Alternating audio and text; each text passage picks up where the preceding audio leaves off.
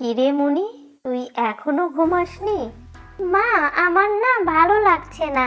তুমি আমাকে একটা গল্প শোনাবে? ঠিক আছে মা, বলছি। একটি শিক্ষণীয় গল্প বলছি, শোন। একবার এক রাজা তার 3 মন্ত্রীকে ডেকে বললেন, এই নাও, তোমাদের একটা করে খালি বস্তা দিলাম। তোমাদের কাজ হবে বনে গিয়ে বিভিন্ন ফল কুড়িয়ে এই বস্তা ভরে নিয়ে আসবে।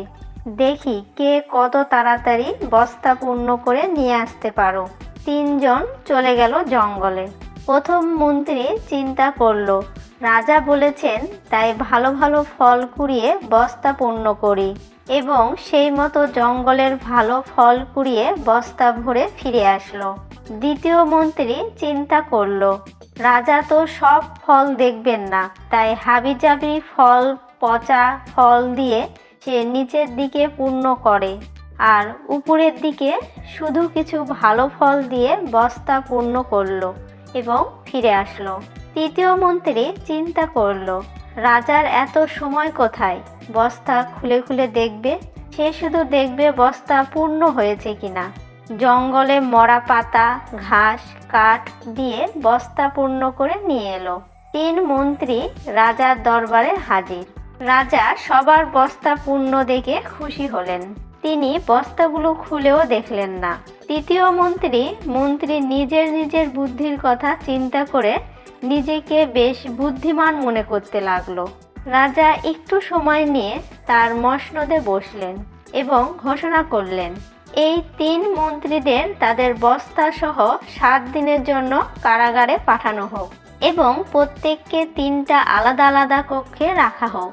এই 7 দিন তাদের কোনো প্রকার খাবার দেওয়া হবে না। যেমন কথা তেমন কাজ।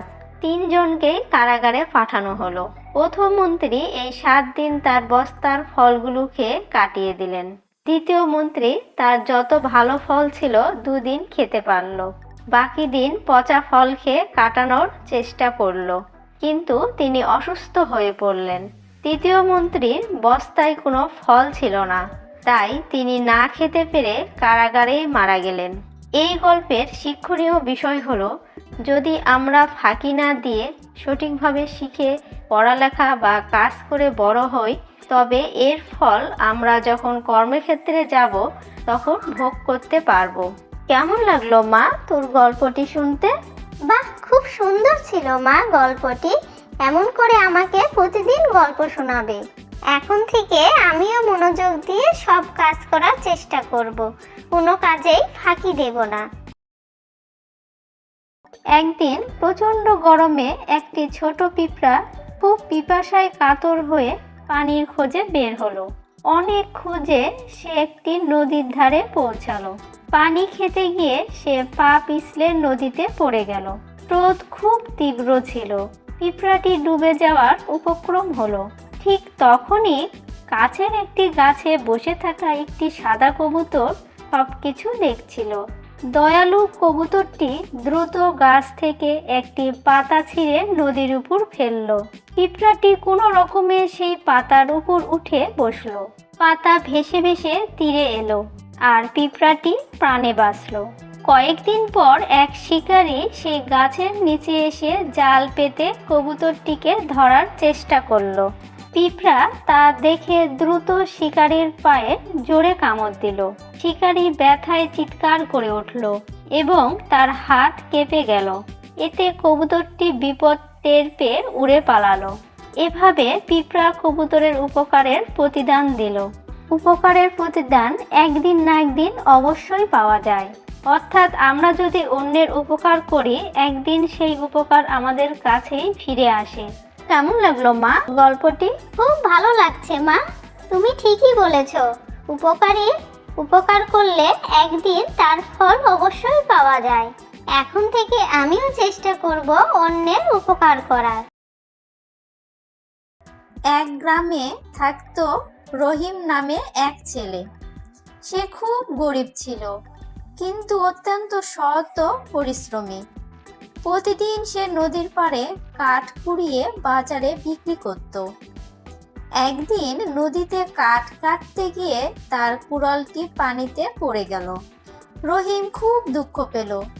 কারণ কুড়ালটি ছিল তার একমাত্র উপার্জনের উপায়। সে নদীর ধারে বসে কাঁদতে লাগলো। হঠাৎ এক বৃদ্ধ মানুষ এসে জিজ্ঞেস করলেন, বাছা, কেন কাঁদছিস? রহিম সব কথা খুলে বলল। বৃদ্ধ লোকটি নদীতে নেমে প্রথমে একটি সোনার কুড়াল তুলে এনে জিজ্ঞেস করলেন, এটাই কি তোমার কুড়াল? রহিম বলল, না, এটা আমার নয়।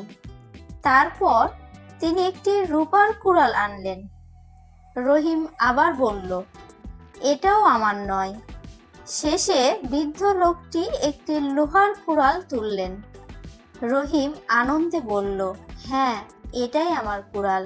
রহিমের সততায় খুশি হয়ে বৃদ্ধ লোকটি তাকে 3টি কুড়ালই দিয়ে দিলেন। সততা কখনো বৃথা যায় না। সত্যবাদী মানুষ সব সময় পুরস্কৃত হয়। সত্যি মা, তুমি ঠিকই বলেছো। আমার গল্পটা শুনতে খুব ভালো লেগেছে। আমি এখন খেয়ে নিচ্ছি। আমিও চেষ্টা করব সবসময় সৎ পথে থাকতে। একটি ছোট্ট গ্রামে থাকতো আরিফ নামে এক কিশোর। তার বাবা ছিলেন একজন নৌকার মাঝি। নদী ছিল তাদের জীবনের সবকিছু, খাবার, কাজ আর স্বপ্ন। আরিফ ছোটবেলা থেকে খুব ভীতু ছিল। সে নদীকে ভয় পেত, গভীর পানিকে ভয় পেত, আর সবচেয়ে বেশি ভয় পেত ব্যর্থতাকে। সে সবসময় বলতো, আমি পারবো না, আমি ডুবে যাব, আমি হারিয়ে যাব। একদিন গ্রামের পাশের পাহাড়ে একটি আহত পাখি পড়ে থাকতে দেখে আরিফ, পাখিটির একটি ডানা ভাঙ্গা ছিল। সবাই বলল, এটা বাঁচবে না, ছেড়ে দাও। কিন্তু আরিফ পাখিটিকে বাড়িতে নিয়ে গেল। সে যত্ন করে পাখিটিকে খাবার দিল, ক্ষত পরিষ্কার করলো, আর প্রতিদিন তার পাশে বসে গল্প করত। ধীরে ধীরে পাখিটি সুস্থ হতে লাগলো। একদিন পাখিটি পুরোপুরি সুস্থ হয়ে উঠল। আরিফ সেটিকে নদীর ধারে নিয়ে গিয়ে আকাশের দিকে ছেড়ে দিল। পাখিটি কিছুক্ষণ দুলে দুলে উড়ল, তারপর হঠাৎ ডানা মেলে আকাশে উড়ে গেল। আরিফ আশ্চর্য হয়ে তাকিয়ে রইল। তখন তার বাবার কথা মনে পড়ল। ভয় পেয়ে মানুষ ডুবে যায়, সাহস করলেই মানুষ ভাসে। সেদিনের পর আরিফ নিজের ভয়কে নতুন চোখে দেখতে শুরু করলো। সে নদীতে নামতে শিখলো, নৌকা চালাতে শিখলো, পড়াশোনায় মন দিল। সে বুঝলো, ভয় না থাকলে সাহসের দরকার নেই, আর সাহস ছাড়া উন্নতি নাই। কয়েক বছর পর আরিফ হয়ে উঠল গ্রামের সবচেয়ে বড় দক্ষ মাঝি এবং একজন সাহসী মানুষ, যাকে মানুষ বিশ্বাস করত। ভয়কে জয় করলেই আত্মবিশ্বাস জন্মায়, আর আত্মবিশ্বাস মানুষকে নিজের জীবন বদলাতে শেখায়। কেমন লাগলো মা আজকের গল্পটি? ভালো লাগলো মা গল্পটি। আমি অনেক সাহস পেলাম গল্পটি শুনে। ঠিকই বলেছো মা, কোনো কিছুতেই ভয় করা যাবে না। ভয় করলে আমরা সামনে এগোতে পারবো না। একদিন এক বনে অনেক শিয়াল বাস করত। তাদের মধ্যে একটি শিয়াল খুব চতুর ছিল। একদিন খাবারের খোঁজে ঘুরতে ঘুরতে সে একটি ফাঁদের মধ্যে পড়ে গেল। ফাঁদটি ছিল শিকারির পাতা। অনেক চেষ্টা করার পর সে কোনো মতে ফাঁদ থেকে বের হতে পারল, কিন্তু বের হওয়ার সময় তার লেজটি কেটে গেল। লেজ ছাড়া শিয়ালটি খুব লজ্জা পেল। সে ভাবতে লাগলো, এখন আমি অন্য শিয়ালদের সামনে কিভাবে যাব? তারা তো আমাকে দেখে হাসবে। অনেক ভেবে সে একটি কৌশল বের করলো। সে বনের সব শিয়ালদের ডেকে বলল, বন্ধুরা, আমি একটা বড় বুদ্ধির কথা আবিষ্কার করেছি। লেজ থাকা আসলে খুবই বিরক্তিকর। লেজ থাকলে দৌড়াতে অসুবিধা হয়, ঝোপঝাড়ে আটকে যায়। তাই আমি আমার লেজ কেটে ফেলেছি। তোমরাও যদি লেজ কেটে ফেলো তাহলে আরো দ্রুত দৌড়াতে পারবে।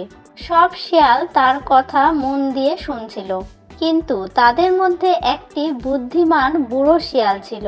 সে বুঝতে পারল লেজ কাটা শিয়ালটি নিজের লজ্জা ঢাকতে এমন কথা বলছে।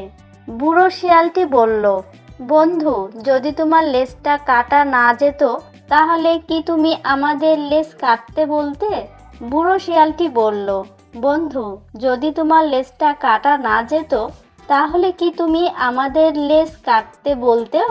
এই কথা শুনে সবাই বুঝতে পারল লেজ কাটা শিয়ালটি শুধু নিজের দোষ লুকানোর জন্য সবাইকে ভুল পথে চালাতে চাইছে। এই কথা শুনে সবাই বুঝতে পারল লেজ কাটা শিয়ালটি শুধু নিজের দোষ লুকানোর জন্য সবাইকে ভুল পথে চালাতে চাইছে।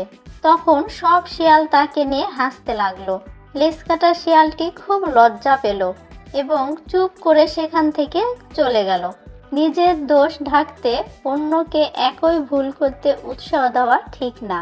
শুনেছিস মা গল্পটি? এটা হচ্ছে একটা লেজ কাটা শিয়ালের গল্প। হ্যাঁ মা, শুনেছি।